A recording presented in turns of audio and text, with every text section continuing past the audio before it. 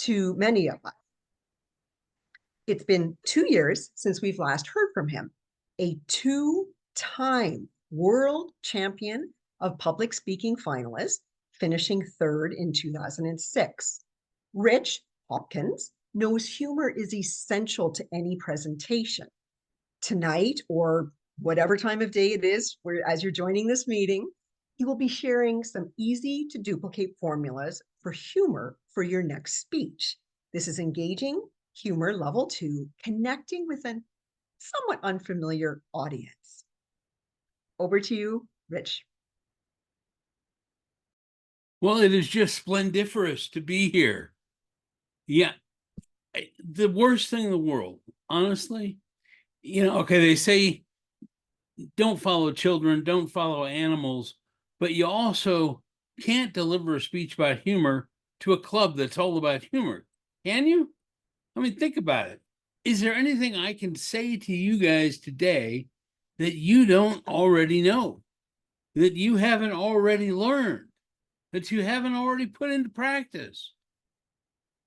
Well, there's one right there. It's a rant. Do you rant? That's how you can be funny. But think about all those rants people go on. All those comedians these days that just rant, rant, rant. Even back in the days of George Carlin, he'd rant, rant, rant. We don't even think about that as something that's a way to be funny. But if you can work a rant into your speech, into your presentation in general, you can really get some humor going.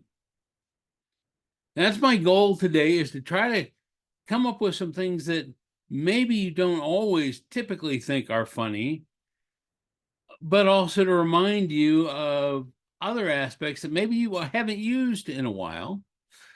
And maybe I'll fail completely, and maybe you'll just go, yeah, okay, well, thanks, Rich. We heard you again. Yeah, who knows? Who knows what's going to happen? I will say, of course, that you've already used a couple of my tips in terms of somebody talking about the DTM and don't time me. You're talking about different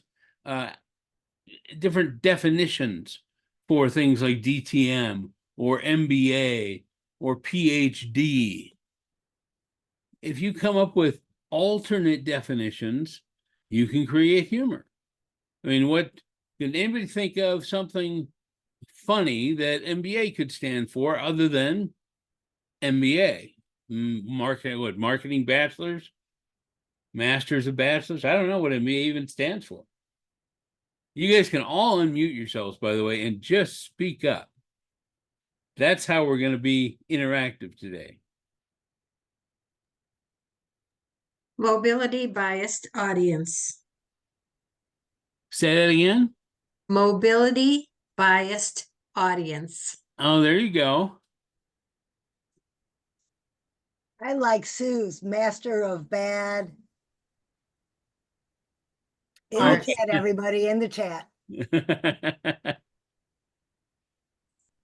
Oh, okay, I see it. I see it. Then there's more bad advice.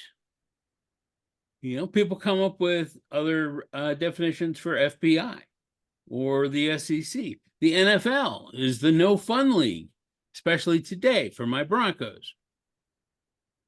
But then you can have humor when you least expect it. Anybody watch that Tyreek Hill got, pulled over for speeding today, ended up thrown on the ground and handcuffed before he went to go into Dolphin Stadium? And then about 2 hours later, he flew down the field for 80 yards and a touchdown. And when he scored, one of his teammates came up behind him and pretended to handcuff him. See, now that is dangerous humor, because some people are going to think that's fantastic, and some people are not going to like it at all. You got to be really careful with humor. I'm in this audience, and it's a mostly female audience. So I got to be really careful. I don't want to be offensive at all to women. Whereas if you were in a mostly male audience, mostly males would find female-based humor funny. And doesn't make it okay, doesn't make it appropriate, but humor isn't always appropriate. that's a problem. It all comes down to perspective. Who are you delivering the humor to? Who is your audience in that moment? I mean, if you're speaking to Frontier Airlines and you make fun of Boeing, it's all good. But if Boeing finds out you're making fun of Boeing, you're not going to go speak in front of Boeing next week. It's not going to happen. But if you do, hey, feel free to make fun of Frontier, I suppose. Common aspects of life. Those are funny. Anything that you and I might have in common, funny things that happened to us when we were in school, funny things that happen in marriage, funny things that happen in Toastmasters.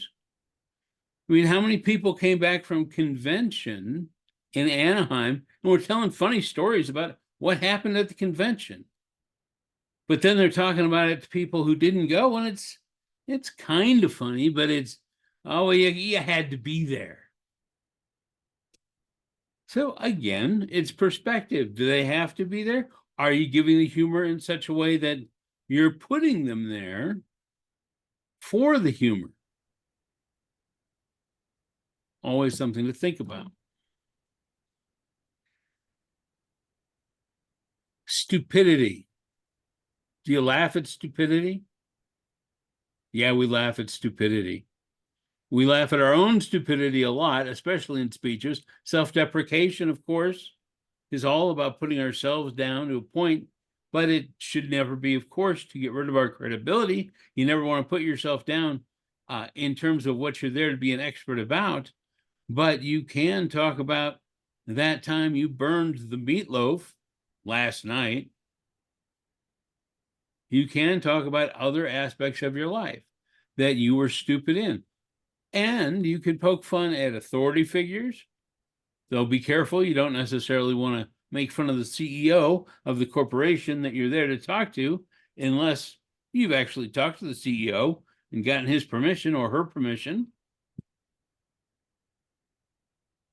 But we make fun of people all the time for being stupid. Question is how far removed are they from the people we're talking to, or are they ourselves? And that leads to kind of the next thing, which is guilty laughter. We laugh at things that after we laugh at them, we feel bad that we laughed. How many people laugh when somebody gets, hit by a car in a movie and flips over? Well, okay, if they died, you don't laugh. But if it's Melissa McCarthy, you laugh. It's funny. But we shouldn't laugh, right? One of my friends, Joan Janis, has a tall tale where she talks about driving around a coffin in the back of a wagon, like one of those Oldsmobile wagons in the old days. And she hits a bump and the casket flies out the back. That's funny. It's a funny image. And she gets big laughs with it when she gives that speech. But it's not funny. It's tragic. So you laugh and you're like, I shouldn't have laughed. You got to be careful, right? Or do you? Because in a tall tale, we know it's all exaggeration. And exaggeration, of course, is another trick when it comes to making people laugh, because it gives people a little bit of permission to laugh. And that's a key we often forget about as well. I watch speakers all the time that try to use humor in their speeches, but they're such a serious personality just by default, or their overall topic is so serious that it's tough for them to use humor in the middle of their speeches. Even if it's funny, they're not going to get laughter because they aren't letting us know. They aren't cueing the audience by smiling at the humor that they just made, by laughing maybe just a little bit. You guys ever watch speakers that laugh at their own humor? Name a speaker that's famous for that. Tom, do you know? Well, Red Skelton was the master originally. Red Skelton. Absolutely. Absolutely. Anybody else? Everybody on Carol Burnett show. Oh, there you go. Any motivational speakers you can think of? Maybe one who kind of got his start in Florida?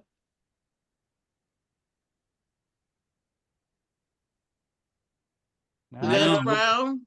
Yeah, Les Brown, thank you very much. We have a winner. He laughs at himself so much, it almost drives you crazy. But it clues you in that he's being funny because he's sitting there making fun of himself for being educably mentally retarded. He still uses that term 40 years later when nobody else in the world could possibly get away with using that term, even about themselves. But he can do it, and he laughs about it, and we laugh with him. We laugh at pretty much everything he laughs at. All right. Twisted quotes. Any popular quotes people use all the time? Here's one. Okay, Methuselah. You remember Methuselah? Said the first 100 years are the toughest. Or was that Betty White? Yeah, I forget. You never know. Find a quote, misattribute it, attribute it to somebody else. Twist the quote a little bit. Find a way to make it funny because it becomes then unexpected.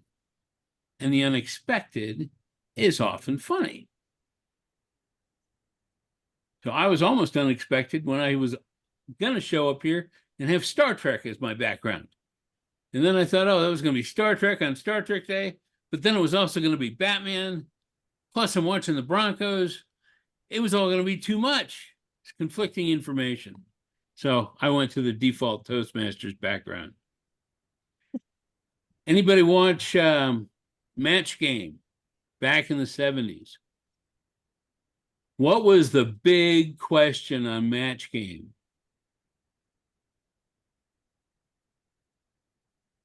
Anybody? Anybody? Okay, Gene Rayburn sitting there going, wow, that ice cream cone was so big. How big was How it? big was it? Thank you. Which is funny unto itself. I heard laughter just doing that. And then the answers become funny. It was so big, it froze. It froze Florida. I don't know. Can you freeze Florida? See, coming up with those, it's tough to come up with them always on the fly, which is why we saw so many people do it poorly on Match Game. But sometimes even doing it poorly can be funny because we're laughing at stupidity. There's so many different options in terms of being funny. I couldn't possibly cover them all. I have some in my book, Go Ahead and Laugh, Volume 2, which you might consider. There's also a Volume 1. So yeah, there's 2 books that all cover humor. And I'm putting it in the chat. You can sign up for my newsletter if you'd like. I haven't sent one out in over a year, but if I get a couple of you to sign up, I will actually send one out. I promise. I promise. And we're at the yellow, which means we're going to be at the red shortly. And somebody said I should leave time for questions. So does anybody have any questions? Just don't tell Craig Valentine that I'm ending with Q&A. I'm going to tell him. Yeah. Because he said your third book was the funniest.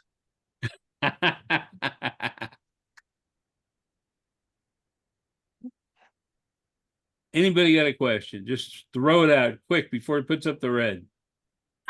I love your books, and they're very different in style.